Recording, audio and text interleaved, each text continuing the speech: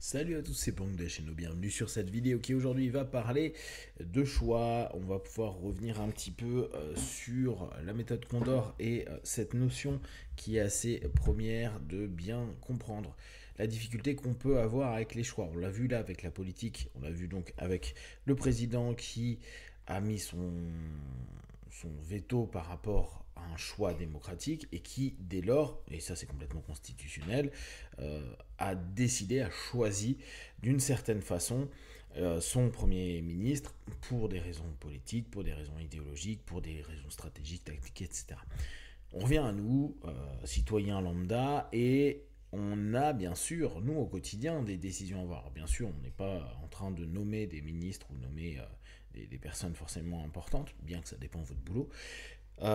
Néanmoins, on se retrouve souvent dans cette complexité qu'est le choix. Alors, je vous propose par rapport à Condor.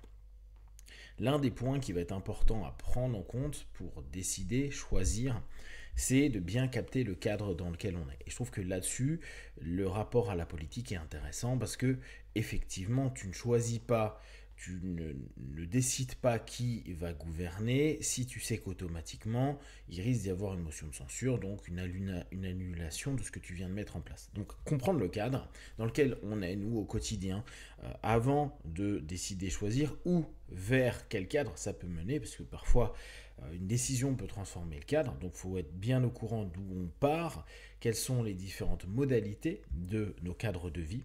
Donc n'hésitez pas à regarder vous-même en premier votre cas psycho-émotionnel, voir comment vous sentez, comment vous percevez les choses, vos attitudes, vos capacités, mais aussi vos défauts par rapport à un ensemble d'éléments. Bien sûr, il y aura le système autour de vous, c'est-à-dire tout ce qui est en train d'interagir avec vous, qui peut modifier aussi bien vos comportements, vos décisions a posteriori, une fois que vous aurez fait un choix, et les pressions que vous allez pouvoir vivre. Et ça, c'est hyper important à prendre en compte. Si on refait à nouveau notre parallèle avec la politique, on se doute bien que un politique qui prend une décision, il va avoir ses électeurs, là on ne parle pas de notre président, on parle de personnes qui suivent un peu plus la démocratie, vont se dire waouh mince, je vais peut-être pas me refaire élire à la municipalité la prochaine fois, ou j'aurai pas mon siège de député parce que ma circonscription, les gens vont plus me faire confiance, etc.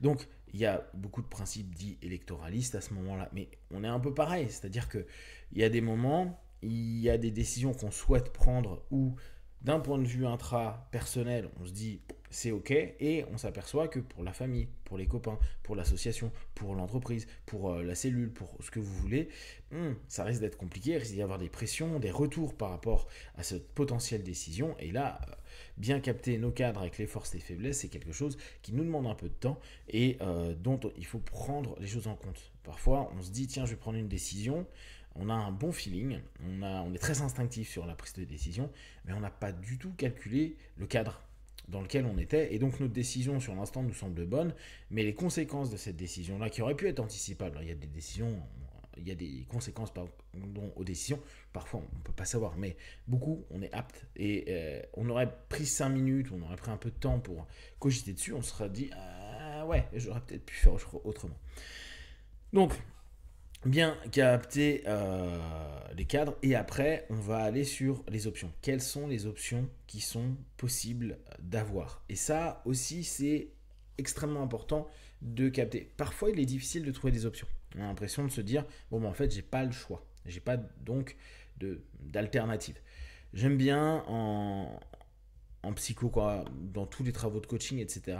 Il y a longtemps, et je crois que c'était en PNL, il y a eu l'idée que il n'y a un choix qu'à partir de trois éléments. J'aime bien cette notion ternaire à un moment donné où on n'est plus sur 0, 1, on n'est plus sur du binaire. Je trouve que c'est plutôt intéressant de se dire cherchons à chaque fois à minima trois options. À partir de là, je vais pouvoir être dans un choix, une décision qui est intéressante, plutôt que une alternative qui n'est pas forcément un choix. Tu veux peut-être pas A et tu veux peut-être pas le B. Ça ne veut pas dire que tu veux forcément plus C, mais au moins tu peux commencer à avoir les forces et faiblesses, cogiter ce que t'aimes pas, ce qu'il est possible que ça apporte.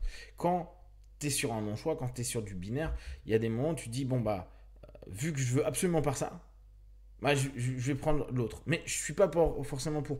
On peut reprendre à nouveau la politique là-dessus, où bah, je veux pas aller dans X, donc je vais voter Y, mais je crois pas du tout en Y.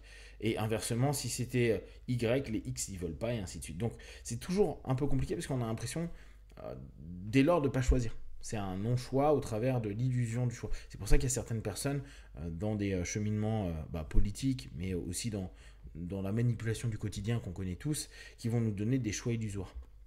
Ils vont nous donner A et B, et vu qu'on n'est plus que A, l'exemple que je donne qui est assez facile, hein, est-ce que tu veux manger italien ou une pizza? Tu as un choix illusoire, bon là en plus il est hyper marqué, et d'une façon ou d'une autre, bah, moi qui t'ai proposé, je vais gagner. On va avoir aussi, admettons que moi je veux manger chinois ou italien, bah je te propose ce moment-là. Toi tu vas te dire j'ai le choix, alors qu'en fait ton choix ça va peut-être te dire bah j'aurais voulu manger une bavette ou j'ai envie de manger je sais pas un couscous etc etc. Sauf que à ce moment-là tu vas pas le faire parce que on t'a cadré dans ta manière de voir les options et à partir de là ça va être très compliqué. Tu vas prendre une décision mais qui n'aura pas été réellement un choix, qui aura été l'illusion d'un choix. Du coup, cherchez un maximum les options. Vos options peuvent vraiment, vraiment vous permettre de déterminer le choix que vous allez faire et les décisions que vous allez prendre. Et donc, assumez plus facilement. Parce que parfois, il y a des personnes qui vont dire ah ouais, mais si j'avais su, je n'aurais pas fait ça. Ce qui est complètement compréhensible. Néanmoins, quand on a bien étudié les options, on peut se dire a posteriori, ok, c'est peut-être pas ce qu'il y a de mieux, les conséquences sont pas top top, c'est pas tout à fait ce que j'avais prévu, mais sur les autres options que j'avais vues, c'était pas mieux, et voire même c'était pire. Ça a un côté apaisant de trouver les options. Alors parfois on n'a pas envie de le faire parce que c'est une démarche qui nous demande de reconsidérer correctement notre cas, de se poser les bonnes questions, etc. Mais une fois que vous avez un certain nombre d'options, c'est plutôt intéressant pour vous. Après, on a la notion de neutraliser. Neutraliser, pour moi, c'est la notion où vous allez enlever les options qui vous semblent euh, les moins bénéfiques pour vous.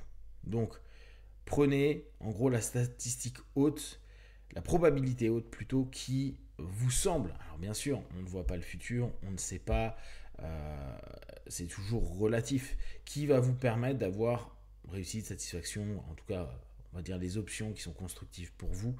Et dès lors, il faut neutraliser les éléments qui sont pas intéressants. En général, et là c'est plutôt des feedbacks qu'on a régulièrement, faites attention aux extrêmes, mettez-les, neutralisez assez rapidement les extrêmes, parce que c'est rarement la meilleure solution.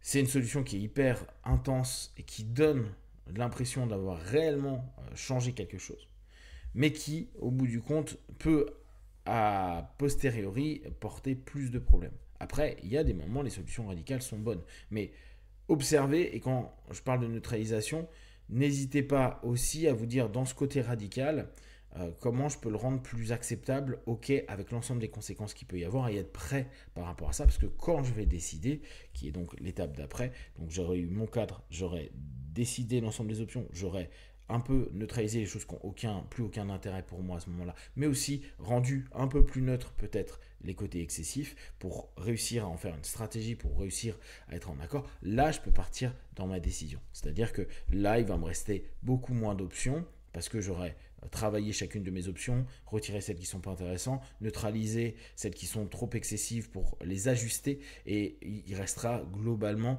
des éléments qui seront très proches de ce que vous voulez. Et c'est à ce moment-là où vous allez prendre votre décision.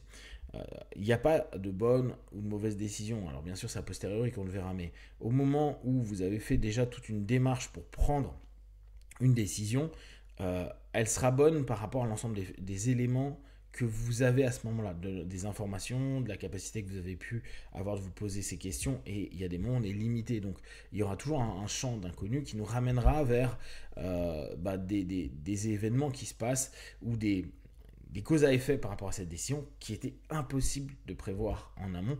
Mais dès qu'il y a eu une structuration déjà de la décision, on s'aperçoit que c'est beaucoup plus apaisant de se dire de toute façon, j'avais un peu tout regardé et j'ai pris ce qui me semblait le mieux à ce moment-là. Si vous avez des questions et des remarques sur cette démarche-là, n'hésitez pas à le partager sur Facebook, YouTube. J'y répondrai le plus rapidement possible. Comme d'habitude, de tout ce que je propose, ne prenez que ce qui est bon et juste pour vous. Testez, observez, analysez et concluez. Be one, ciao.